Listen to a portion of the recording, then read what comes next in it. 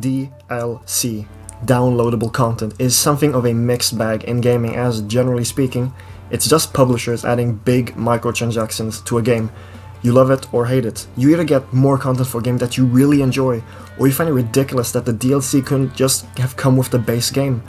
And that is what I think the usual thought process is when someone thinks about DLC, but for today's video, we'll be looking at the brighter side of DLCs, the good DLC and what makes them good, and of course some of the bad DLCs and looking at what aspects that actually make them bad. But don't worry, I won't be talking about the $40 expansion packs in The Sims 4, because that's just wild, but yeah, let's just dive right into what I believe are good DLCs and, well, just talk about them.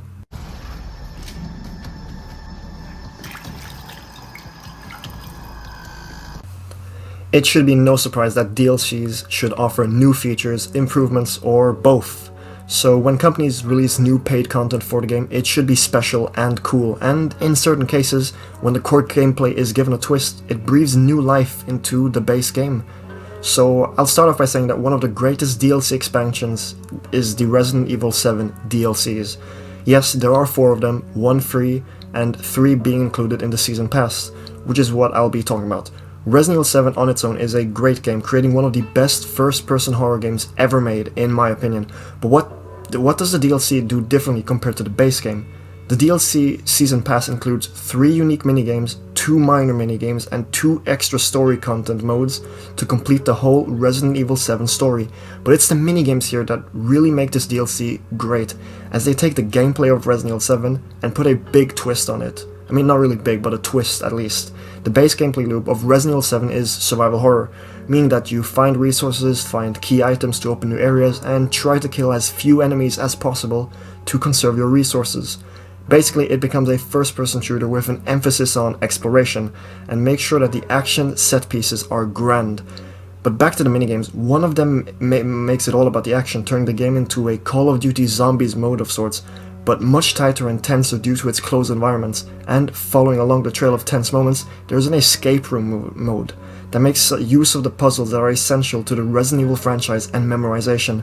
There is also a roguelite mode, where you die in one hit and drops are random, and a food feeding minigame too, I guess. But my personal favorite one is the Blackjack minigame, where you literally play blackjack with a Resident Evil twist on it.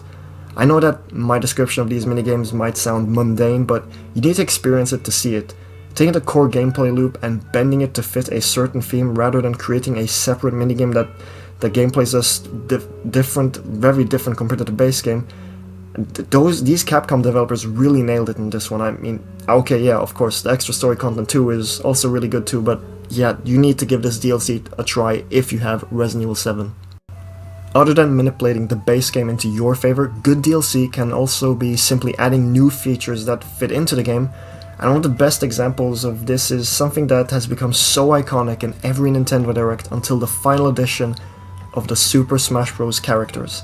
I remember watching Directs back in the Wii U days, waiting for Smash reveals.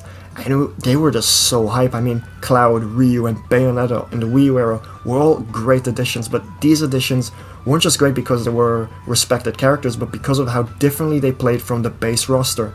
In Super Smash Bros. Ultimate, the latest one, both Fighters Passes, which is the DLC here, each character had their own gimmick that made them so different to play with, and ultimately just made them more fun to mess around with. Be it Min Min, who was a long-range melee fighter, Terry and Kazuya both having traditional fighting game inputs for some of their moves, or Hero, who could pull out RNG moves at will, being an RPG character, even though other RPG characters don't have the same. But yeah, moving on. Of course, there is an argument that, oh, their gimmicks make them too overpowered, but if we look at the facts, these characters are really balanced to the base roster, having their strengths and clear flaws. Overall, these are in my opinion the best DLCs that I've played for either pushing the core gameplay to different boundaries or adding new features and gimmicks to keep the game fresh and new. And that's what I want to expect from good DLC, as they should help keep you engaged and return to a new game of sorts.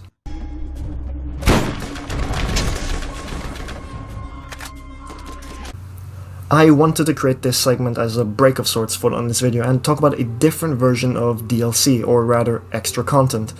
You see, when a game ages and gets more DLC along the way, developers and publishers want to package them both together to create a single game, and thus we get the birth of enhanced editions, Game of the Year editions, and Director's Cuts.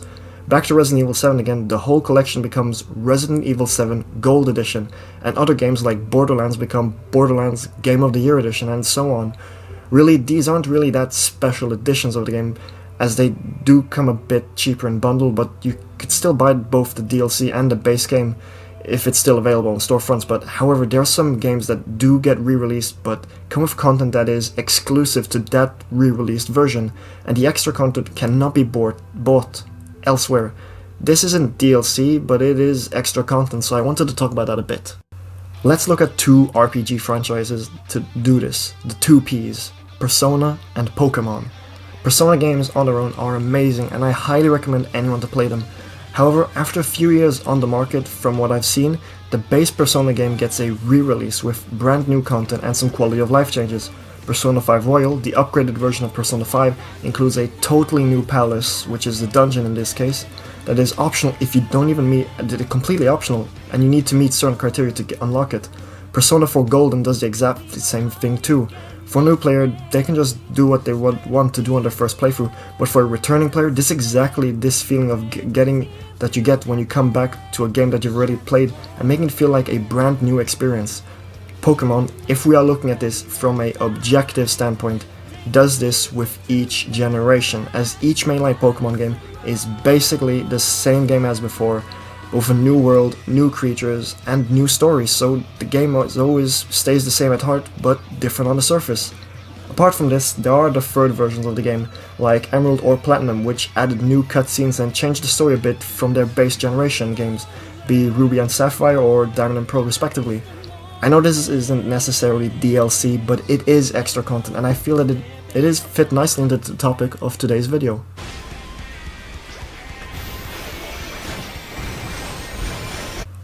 People usually save the best for last, and that is not the case for today's video, as I will be ending the video about what makes DLC bad. Very bad. Bad DLC stems from a core issue, and that is something along the lines of a lack of passion. If the people behind the game are making something they don't want to, or that publishers ask them to do something that they don't like, I mean, what they end up doing passes on to the consumer when they receive the final product. It can end up being quite lackluster. Microtransactions, like it or not, is DLC, and I think it's quite bad. That doesn't really bring anything extra to the table, but typically speeds up or gives you the chance of speeding up, like I just said, speeding up your progress on the game. Take the EA Sports games.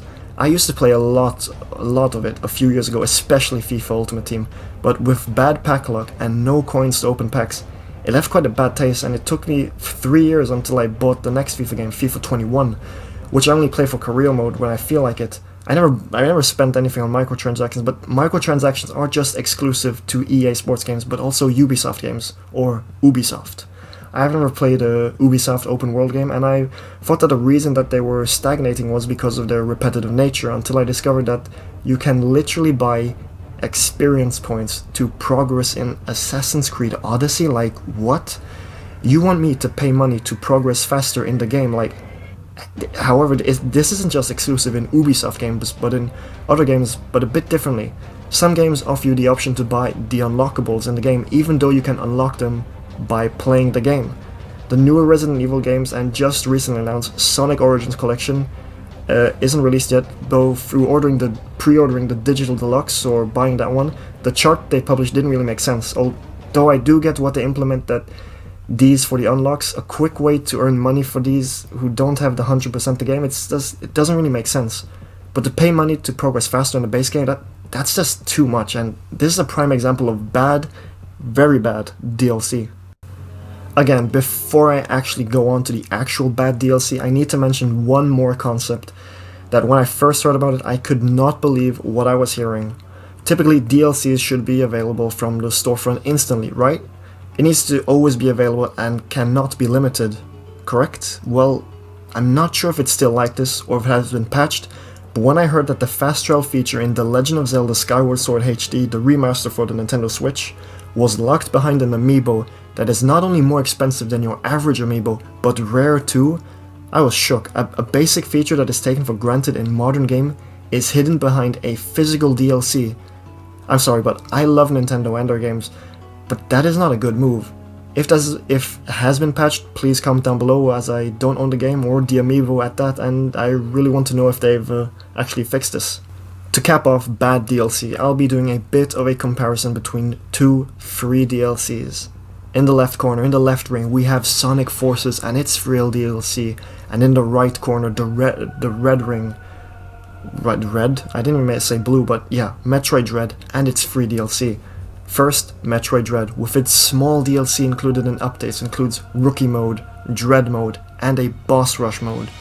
These modes are solid, giving newcomers a mode that they can begin with, and gives the Dark Souls fans a mode that is hard as nails. Oh, and the Boss Rush Mode too. Let me tell you, it's really good fun. Now for Sonic Forces, we have Episode Shadow, which is 3 levels from the base game, but with more objects and a cutscene, and Supersonic. Now I'll let you decide which is better, and personally I am leaning towards Metroid. The game becomes a lot more accessible to players, adding new challenges, and the boss rush gets straight to the action and for free. This is pretty solid. I mean, Sonic Forces is also free, but Sonic Forces DLC is, simply put, not good. Supersonic, a Sonic staple for the most part, needs to be downloaded and requires 0 Chaos Emeralds to unlock. The shadow levels are a bit more challenging, but they're reskinning the base game levels, so really, why? I'm not sure what to say, but DLC that just isn't too different from the base game and doesn't attract new players or doesn't improve on anything just isn't the way to go, so yeah. I don't know how to finish this segment off, so moving on.